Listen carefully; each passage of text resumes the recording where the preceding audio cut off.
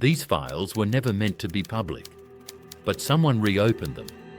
This is the Dark Bureau. Every minute, millions of emails issue from the bustling office towers and commercial blocks of Lagos, Accra, and Cotonou. On the surface, these buildings could belong to any global company. Busy desks, glowing screens, staff chatting about quotas. But behind the smiles and glass walls is a carefully disguised industry. Here, business structures and routine procedures serve a sprawling, professionalized operation based on fraud. The appearance of corporate legitimacy is the camouflage. Trust is the commodity. With each click, losses ripple through corporate finance departments worldwide, reshaping how business assesses risk in the digital age. At the core of West Africa's phishing sector is an industrial system. Cross-border teams, 24/7 workflow, and performance metrics borrowed from corporate management. Doors announce consultancy or business outsourcing, but inside, every role has a criminal counterpart. Target researchers, template writers, coders, fund launderers. Attacks are no longer random spam, but targeted campaigns built through insider leaks, social engineering, and associations pulled from corporate directories. Emails are crafted by writers who understand industry and legal nuance before routing through proxies in Europe, Asia, or Africa to obscure their origins. Content is translated and refined by freelancers in Asia or Eastern Europe, with coders tuning software in Nairobi while others maintain technical infrastructure. Specialized micro teams manage everything, harvesting credentials, forging documents, providing support to confused victims, and laundering funds. This organized structure is why West African phishing has matured into a global, industrial-scale business. For syndicates in Lagos, Kumasi, or Monrovia, phishing is a race of innovation and persistence. Operations begin with data brokers assembling targeted mailing lists from corporate databases or illicit portals. Next, teams apply linguistic and cultural targeting, adapting emails not only by language, but by industry and current events. Fake IT requests, urgent shipping notices, government compliance updates. Each message is meticulously edited, sometimes paired with customer service calls to build legitimacy.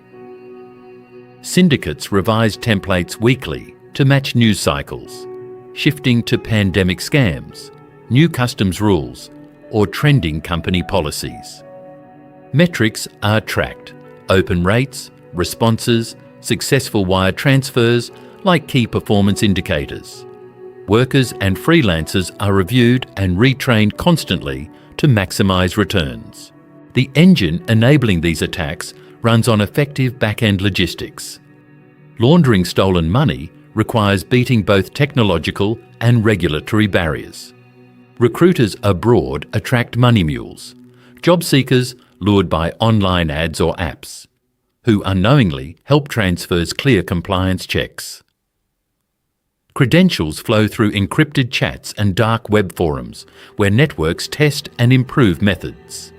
As banks upgrade anti-money laundering procedures, syndicates adapt, sometimes enlisting local lawyers to forge paperwork or create elaborate shell companies. These virtual businesses have fake offices, websites, and even actors to answer phone checks. Freelancers and mule handlers are paid by bounty or commission for every account that passes scrutiny.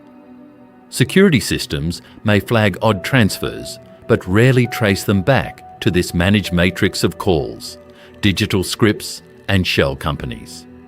The scale was exposed in 2023 by the breach of a large European shipping firm, whose routine payment instructions were hijacked after an unremarkable IT support request.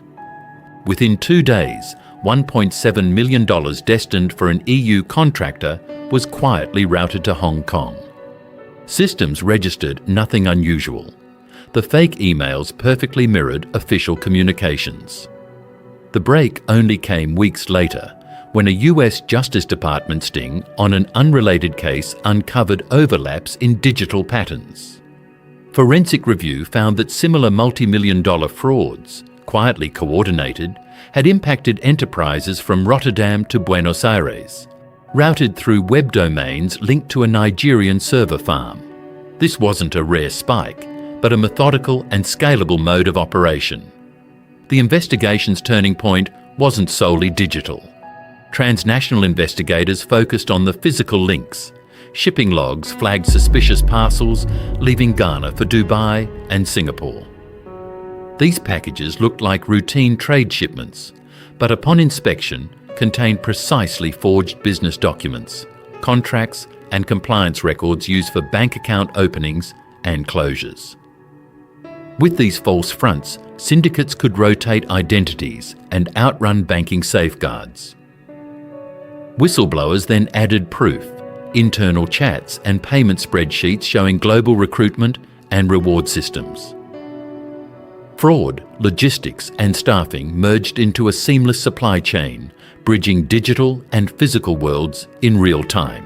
The rise of this underground industry traces to the early 2010s, evolving from Nigerian prince emails into a system responding to both technological growth and economic pressure. Messaging apps and online forums spread templates and stolen credentials, lowering barriers to entry. The arrival of cryptocurrency led to a dramatic turning point.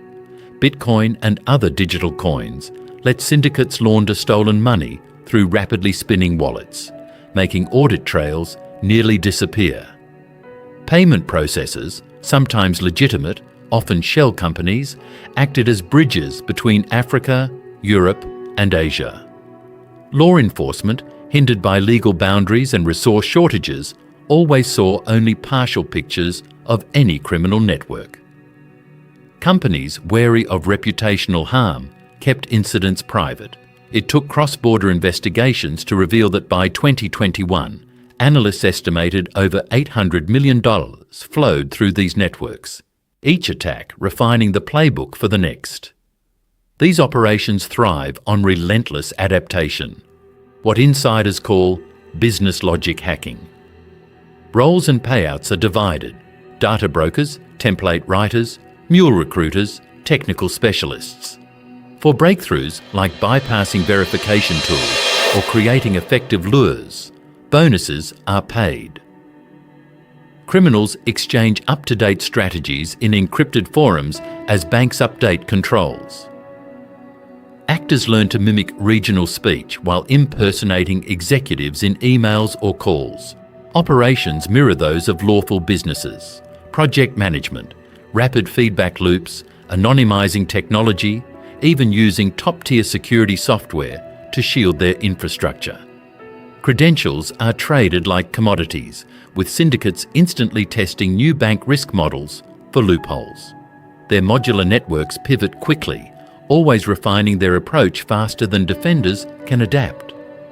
In late 2022, European anti-money laundering rules and AI-driven transaction monitoring flagged an unprecedented number of small, split transfers, payments now routed through obscure entities and regions, instead of single, large wires. Crime adapts in days.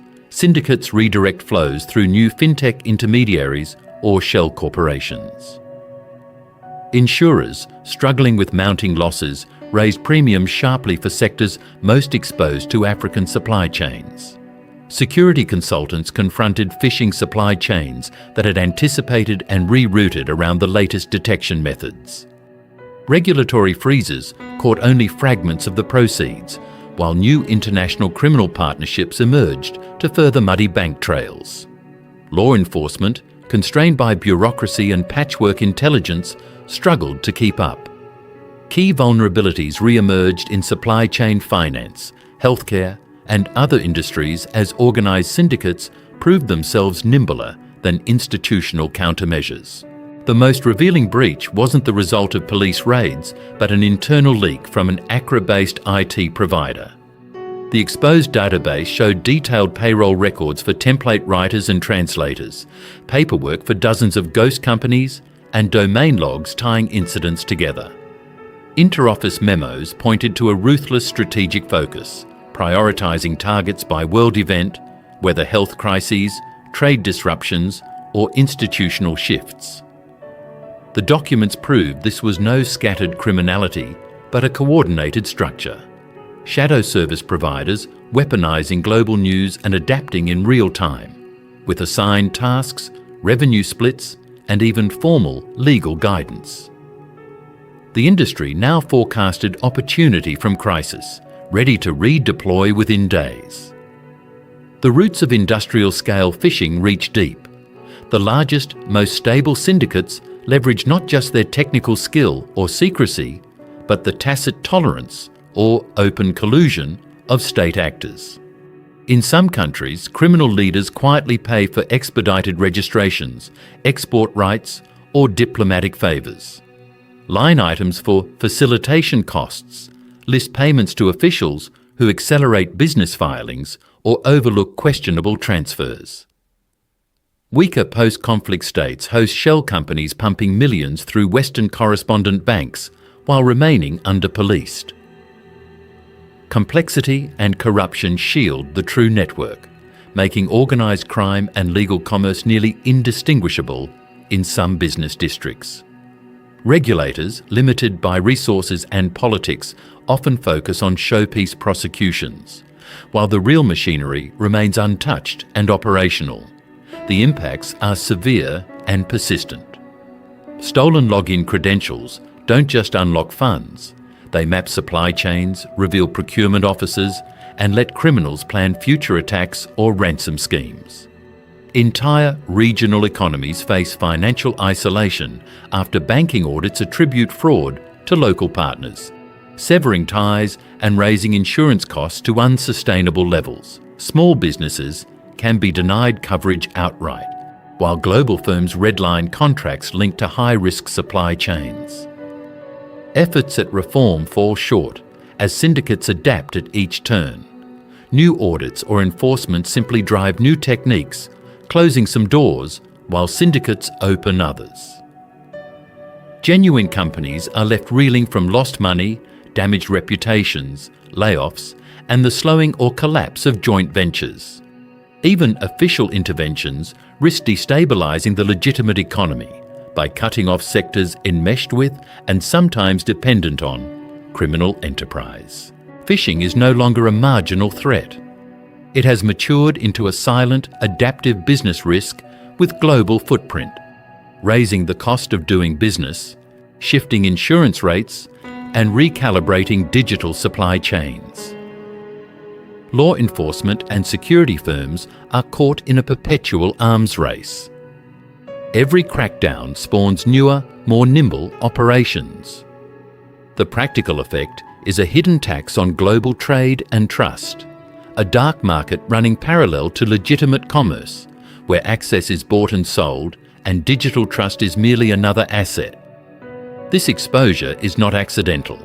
Africa's phishing industry is a logical response to global digital transformation, colliding with fragile economies and patchy regulation.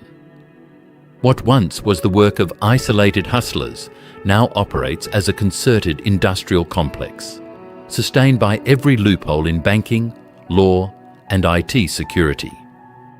While these weaknesses endure, so too will the machinery of digital fraud, an essential consideration for anyone seeking security in a digitally linked world.